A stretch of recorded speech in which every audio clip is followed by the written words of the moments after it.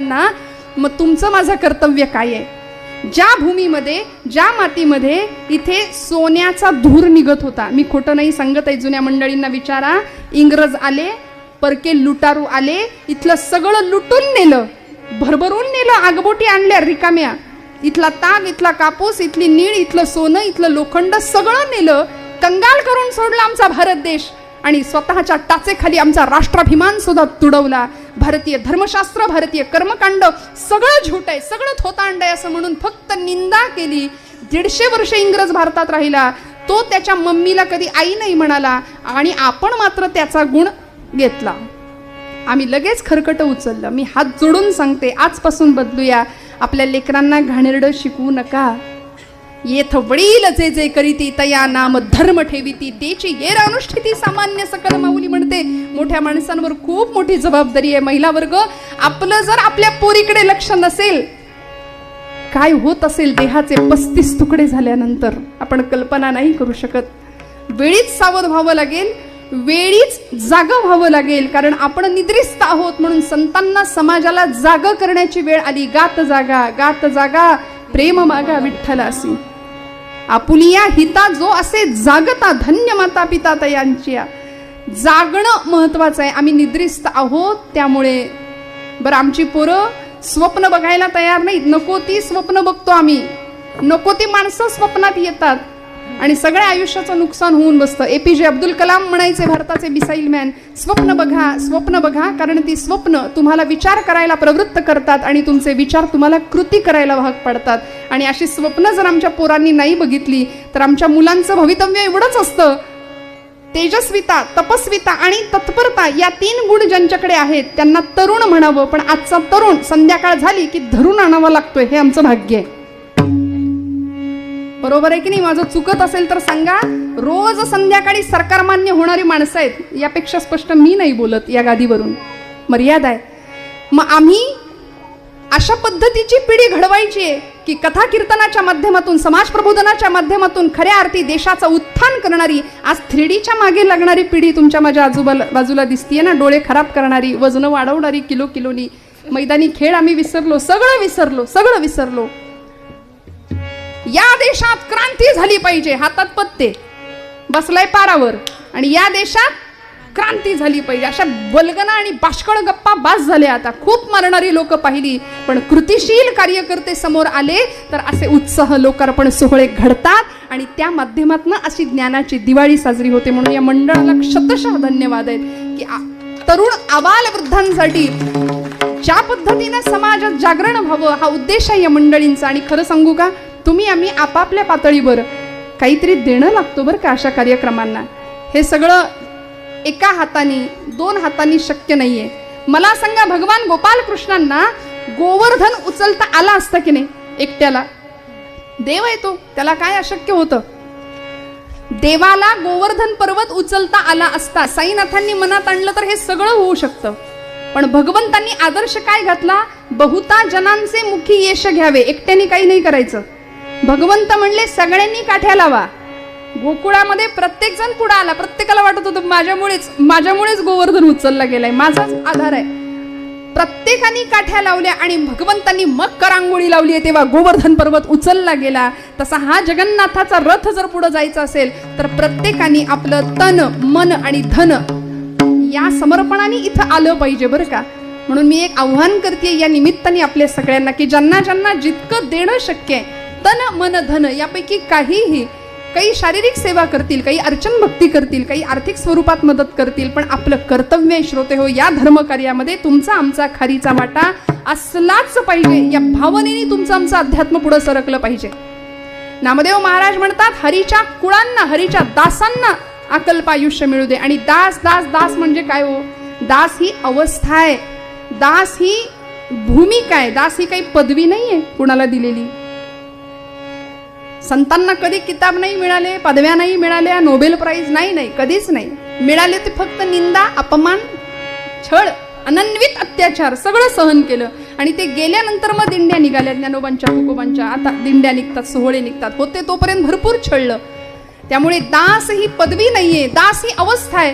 मन, बुद्धी, ज्ञानेंद्रिय कर्मेंद्रिय या सर्वांच्या सहित भगवंता मी तुला समर्पित आहे, असा समर्पणाचा भाव ज्याच्याकडे असतो त्याला दास म्हणतात, जो आमच्या मारुतीरायांकडे होता. मारुतीरायांनी रामांना आपलं सर्वस्व अर्पण केलं होतं. श्रोते हो, काय दिलं होतं? म्हणून प्रसादासाठी ज्यावेळी मारुतीराय उभे राहतात की नाही, त्यावेळी सगळ्यांना सगळं मिळालं. मारुतीराय म्हणतात, रामा तुमच्या पायाखालची एखादी चुरगळलेल्या फुलाची पाकळी जरी तुम्ही मला दिली तरी मला चालेल. म्हणाले, भगवंता मला प्रसाद द्या. आपल्याला प्रसंग माहितीये, मारुतीरायांना प्रसाद रामांनी नाही दिला. ज्या क्षणाला सीतामाईंच्या लक्षात आलं, म्हणाले मारुते इकडे ये. मारुतीराय एवढे आनंदित झाले, म्हणाले बाप विसरला पण आई नाही विसरली माझी. टोन टोन टोन उड्या मारत पार्टीच बदलली हो, पक्षच बदलले. इकडे बसले, आता आईकडे बसले आणि आईने डोक्यावरनं हात फिरवला. म्हणले मारुते किती कष्टलास, किती श्रमलास आमच्या करता. तू नसतास तर रामायण घडलं नसतं, तू नसता तर रावणवध झाला नसता, तू नसता तर लंका दहन झालं नसतं, तू नसता तर प्रभूंची मुद्रिका माझ्यापर्यंत पोहोचली नसती, तू नसता तर अहिरावण महिरावणाच्या तावडीतनं आम्हाला सोडवलं नसतं, तू नसता तर द्रोणागिरी आणलाच नसता कोणी. अख्खं मेडिकल स्टोअरच उचलून आणलं होतं द्रोणागिरी. कळेनाच तिथं गेल्यावर नक्की काय, सगळंच उचलून आणलं. काय काय असतं दास्यत्व. अशा दासांच्या कुळांना नामदेव महाराज आयुष्य मागतायत, अकल्प आयुष्य, चिरंजीव करा भगवंत असं सांगतायत. आणि ज्यावेळी सीतामाईंनी कंठा दिला गळ्यातला, आनंद झाला, बाहेर जाऊन ते फोडून टाकलं, आले परत. रामांनी काय करावं? मारुते ज्यावेळी छाती विदीर्ण करून दाखवली समाजाला, सगळ्या सृष्टीला, की या हृदयामध्ये फक्त भगवंत आहे, फक्त भगवंताचा अधिष्ठान आहे, या हृदयामध्ये मी रामो असता सर्व सुखांचा आरामो, परिभ्रांतासी कामू विषयांवरी. आम्ही भ्रांतचित्त आहोत, विषयांच्या मागे लागलो म्हणून आम्हाला देव आतमध्ये दिसतच नाही. मारुतीरायांना तो दिसला. भगवंतांनी काय केलं? भगवंत काय देतो बघा. रामप्रभू सिंहासनावरून उठले, राज्याभिषेक झालेला आहे भगवंतांचा, पोझिशनचा विचार नाही केला. याला म्हणायचं राजा. खुर्ची सोडली हो, उठले आणि धावत गेले मारुतीरायांना. म्हणाले मारुते तुला द्यायला माझ्याकडे दुसरं काहीच नाही. म्हणले काय देऊ तुला मी? तुला द्यायला माझ्या या हृदया व्यतिरिक्त मी तुला मारुते काही देऊ शकत नाही. मारुते मी तुला मलाच देऊन टाकतो म्हणाले आणि कडकडून मिठी मारली. मी स्वतःला तुला देतो. देव या पातळीवर येऊन भक्तासाठी करायला, तुका म्हणे त्याचा देव सर्व भर चालवी कामार होऊन या गडी व्हायला तयार आहे. कडकडून मिठी मारावी. आणि मारुतीरायांना सांगतात, सांग तू कोण आहे? मारुतीराय म्हणतात, देहबुद्ध्या तू दासोहम, आत्मबुद्ध्या देहबुद्ध्या तू दासोहम, जीवबुद्ध्या त्वदंशकः. जीव पातळीवर जर तुम्ही मला विचाराल तर मी तुमचा अंश आहे. आणि आत्मबुद्ध्या त्वमेव अहम इति मे निश्चिता मतिः. आत्मपातळीवर तुम्ही आणि मी एकच आहे, असा ऐक्यत्वाचा अद्वैताचा अनुभव भगवंत देतात. नामदेव महाराज सांगतात, देवा अशा भक्तांना आयुष्य तर देच, पण अजून सांगतो बरं का. भगवंत म्हणले बास एवढंच का? आता माग म्हणालास ना, आता ऐक माझं मागणं पुढचं काय. अभंगाचं दुसरं चरण. पणेची बाधा न हो कोवणे काळी, ही संत मंडळी सुखे असो. नामदेव महाराज म्हणले माझ्या भक्तांना, भगवंता तुझ्या हरिदासांना कल्पनेची बाधा नाही झाली पाहिजे. कारण माणूस स्वभाव गुणधर्मानुसार कल्पना विश्वात फार रमतो. म्हणाले मी असं करीन, तसं करीन, याऊ करीन, त्याऊ करीन. हे नुसतं बोलाची कडी आणि बोलाचा आपल्याकडे म्हण आहे बघा. आमची ऐन तारुण्यातली पोरं मी असं 25शीत असं करीन, तसं करीन, याऊ करीन, त्या वास्तविक काहीच नाही.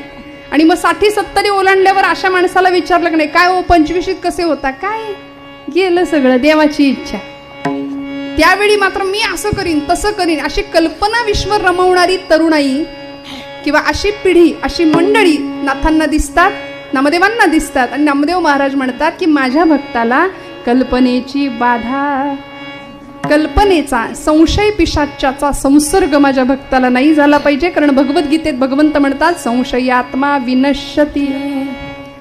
अनेक दुर्गुणांची छाप त्याच्यावर पडता कामा नये.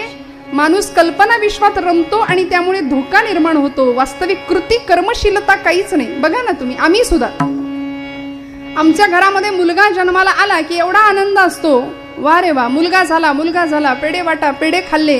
मुलगा पाळण्यात, पोर पाळण्यात आणि बोर्ड चौकात उमलते नेतृत्व. त्याला नीट उगवू द्या तरी, उगवते नेतृत्व. इतका अतिरेक करतो आम्ही काही गोष्टींचा. माझा काही त्याला विरोध नाही हो, पण आम्ही अतिरेक किती गोष्टीचा करावा, कल्पना किती रमवाव्या, त्याला थोडं मोठं होऊ द्या, त्याला संस्कार संपन्न सर्वगुण संपन्न बनवूया, कष्ट घेऊया. छत्रपती शिवाजी महाराजांना घडवताना जिजामातोश्रींनी किती तडजोड करावी, कुठेही कॉम्प्रोमाइज नाही. तू वाटेल ते कर, वाटेल तसा वाग, अजिबात नाही बरं, अजिबात नाही. काय पद्धतीने घडवलं असेल आपण कल्पना करू शकतो. आमचं कसं असतं, आमच्या पोराचा ना काही त्रास नाही. उठ म्हणलं की उठतो, बस म्हणलं की बसतो, अगदी यांच्या वळणावर गेलाय वडिलांच्या. त्यांना सुद्धा उठ म्हणलं की उठतात, बस म्हणलं की बसतात. उसको हिंदी में गोबर गणेश कहते, जहां बिठाओ वही बैठे. पोरगा असं पराक्रमी असलं पाहिजे तुमच्या माझ्या घरातलं, जो छत्रपतींचा वारस म्हणून स्वतःला घोषित करेल, जो छत्रपतींच्या पायावर पदकमलांवरती चालण्याचा प्रयत्न करेल, धर्मासाठी मरायचा प्रयत्न करेल, धर्मासाठी जगायचा प्रयत्न करेल, अशी पिढी तुमच्या माझ्या घडावी. नुसतीच कल्पना नको. नामदेव महाराज म्हणतात, कल्पनेची बाधा न हो कोणे काळी, ही संत मंडळी सुखी असो. संतांचं सुख नामदेव महाराजांनी चिंतन केलं. आम्ही स्वतःच्या घरच्यांचं काय, शेजाऱ्यांचं काय, कुणाचं सुख नको, आम्हाला आमचं सुख पाहिजे. एक जण गेला डॉक्टरांकडे, म्हणाला डॉक्टर पोटात दुखतंय. डॉक्टर म्हणले कधीपासून दुखतंय? नेमकं नाही सांगता येत म्हणाले, पण शेजारी स्लॅब पडलाय तेव्हापासून जास्त दुखतंय म्हणाले. हे आमच्या दुःखाचं कारण आहे. शेजारचं सुखी नाही पाहिजे, सगळं जग सुखी व्हावं, हे विश्वची माझे घर ही वसुधैव कुटुंबकमची भावना आहे, व्यापकता संतांना कळली म्हणून मागणं होतं, कल्पनेची बाधा न हो कोणे काळी. एक असाच युवक तरुण बरं का, रसरसलेला, आई वडिलांचा अत्यंत लाडाकोडात वाढलेला मुलगा, हळूहळू मोठा झाला. एकुलता एक लाडाकोडात लहानाचा मोठा झालेला. 20-22 वर्षाचं वय झालं. आईनं सांगितलं, बाळा आता काहीतरी पोटा पाण्याचं बघा, आता फुकट नाही, आता बाहेर जा, काहीतरी कामधंदा मिळव, नोकरी मिळव. तो मुलगा बाहेर गेला.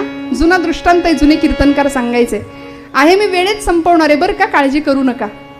विठ्ठल विठ्ठल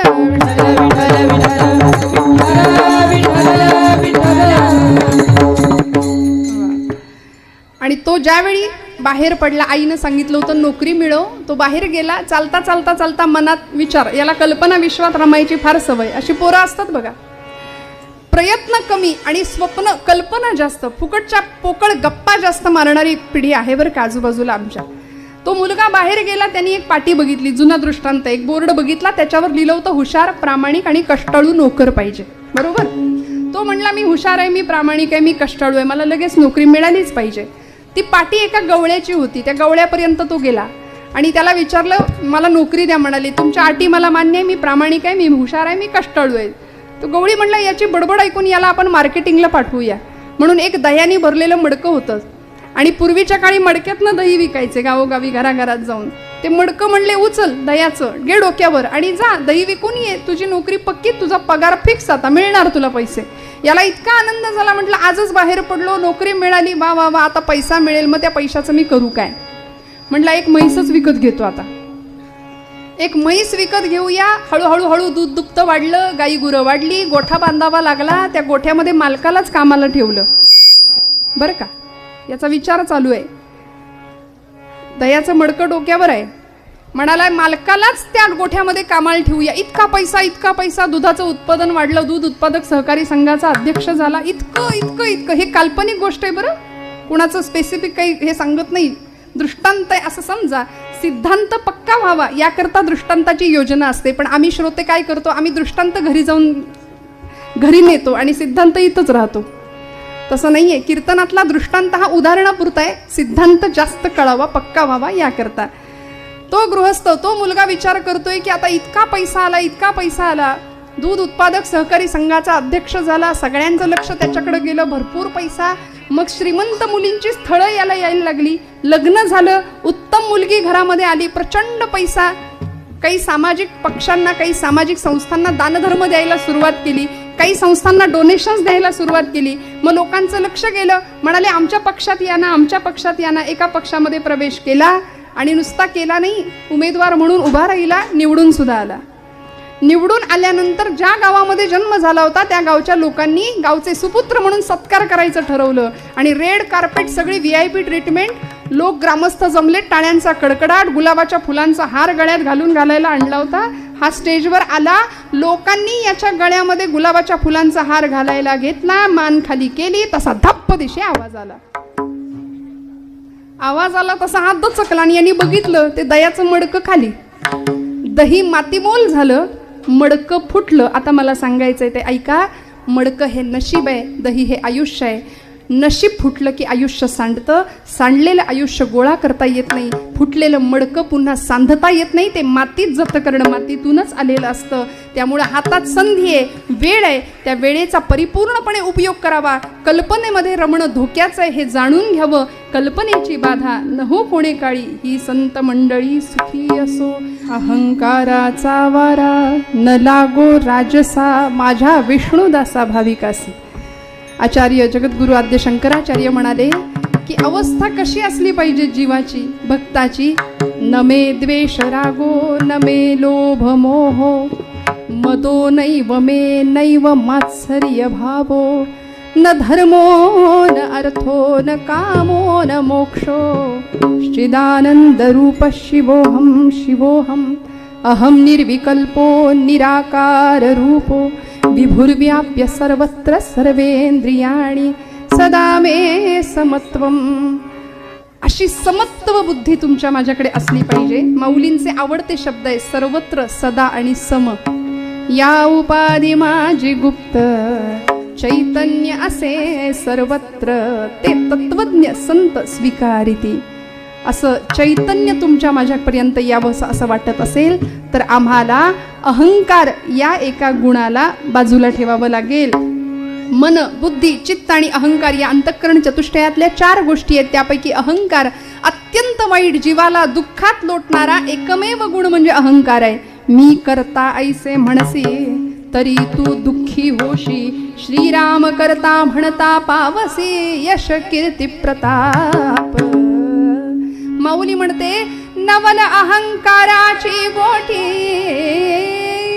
विशेषे नलगे अज्ञाना पाठी, सज्ञानाचे झोंबे कंठी, नाना संकटे नाचवी. बघा तुम्ही, अज्ञानी माणसाला अहंकार होत नाही. अहंकार कुणाला होतो? ज्ञानी माणसाला. जेणे मक्षिका भक्षिली जाणीवेची, तया भोजनाची रुची प्राप्त कैची, अहम भाव ज्या मानसीचा विरेना, तया ज्ञान हे अन्नपोटी जिरेना. पंचपक्वान्न खाताना एखादी शेजारच्या माणसानं नुसतं सांगितलं आत्ता घासाबरोबर एक माशी गेली पोटात, सगळं भडबडून येईल बाहेर, आहे की नाही? तसं ज्ञानी माणसाला अहंकार झाला की त्या ज्ञानाचा काही उपयोग नाही, काही नाही, सगळं बाष्कळ व्यर्थ आहे. त्या पद्धतीने हा अहंकार ज्ञानी माणसाला होण्याची जास्त शक्यता आहे. नामदेव महाराज म्हणतात हा मी माणसाचं फार नुकसान करतो. त्रैलोकी धनवंत मी, आम्ही किती मी करतो. विद्याब्धी मी, वीर मी, नाता मी, दाता मी, नरनाथ मी, विबुध मी, सर्वज्ञ मी, शूर मी, भोक्ता मीच, सुजान मी, सुजन मी, स्वानंद मी, श्रेष्ठ मी. अरे हो हो हो, किती मी. पण मी हे चिकळे परंतु न कळे, कोठील मी कोण मी कोण, मी कुठून आलो, मला कुठं जायचंय हे कळायला अहंकार सोडावा लागेल. भगवत पूज्य जगद्गुरु शंकराचार्य म्हणतात कोहम कथमिदम जातम, को वै कर्तास्य विद्यती. कोहम, मी कोण आहे, कधी विचार केला का? मी इथे जन्माला का आलो, या मीचा शोध घ्यायचा असेल, वेदांताच्या भाषेमध्ये त्याला कूटस्थ चैतन्य म्हणतात. जो आतमध्ये असला आहे ना तो मी, त्याला प्राणशक्ती म्हणतात, त्याला चैतन्य शक्ती म्हणतात. तो भगवंत आहे, तो आहे म्हणून सगळं चाललंय. तो जर निघून गेला तर माणसं म्हणतात उचला आता, आणि घरासमोर गर्दी होते. तो आहे आतमध्ये, त्याला ओळखणं म्हणजे मीचा बोध घेणं. नाहीतर आम्ही देहाला मी मी मी मी इतकं करतो की हा मी आम्हाला दुःखात लोटल्याशिवाय राहत नाही, भ्रम निर्माण केल्याशिवाय राहत नाही. कशाला व्यर्थ गोष्टींचा अहंकार करायचा, कशाला नको त्या गोष्टींची चिंता करायची. चिंतायचंच असेल तर भगवंताचं नाम, त्याचे पद, त्याच्या पायाचं चिंतन करूया, अहंकार बाजूला ठेवूया. नाथबाबा म्हणतात, नामदेव महाराज म्हणतात अहंकाराचा वारा न लागो राजसा, माझ्या विष्णुदासा भाविकासी. हा अहंकार बाजूला ठेवू, समर्पण बुद्धीने भगवंताला शरण जाऊ आणि साईनाथांना प्रार्थना करू. आधी विठोबा, आधी पोटोबा, मग विठोबा. शरीरम आद्यम खलू धर्म साधनम, शरीर हे धर्माचं साधन आहे. मग त्याला वेळेवर नको का मिळायला? काही आमचा महिला वर्ग म्हणत असेल आता ही कधी संपवायची कीर्तन. आधीच घड्याळ पुढं पुढं पुढं पुढं पळत आहे. पण खरं सांगू का, आहे हो, ते तर करायचंच आहे. पण इतक्या उत्साहाने आणि आनंदाने हा सुरू असलेला आयोजित केलेला हा महोत्सव मी म्हणेन, सगळी सृष्टी उत्साही आहे. त्या उत्साही सृष्टीमध्ये भगवंतांनी तुम्हाला मला जन्म दिलाय. साईनाथांची अनन्वित असा कृपेचा आशीर्वाद तुमच्या माझ्यावर आहे. साईबाबांचे परमशिष्य असलेले दासगणू महाराज, त्या दासगणू महाराजांनी साईनाथांना खूप सुंदर प्रार्थना केली, प्रसाद मागितलाय. रहम नजर करना साई, रहम नजर करना, बच्चों का पालन करना, रहम नजर करना साई, रहम नजर, बारीक बसा, बच्चों का पालन करना. मैं अंधा हूँ बंदा तेरा, मैं अंधा हूँ बंदा तेरा, मुझको प्रभु दिखलाना, मुझको प्रभु दिखलाना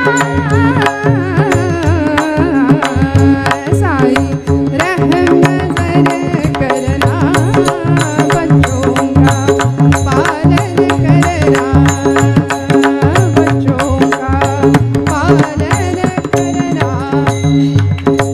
दासगणु कहे अब क्या बोलूं, दासगणु कहे अब क्या बोलूं, थक गई मेरे रसना, बच्चों का पालन करना, रहम नजर करना साई, रहम नजर करना.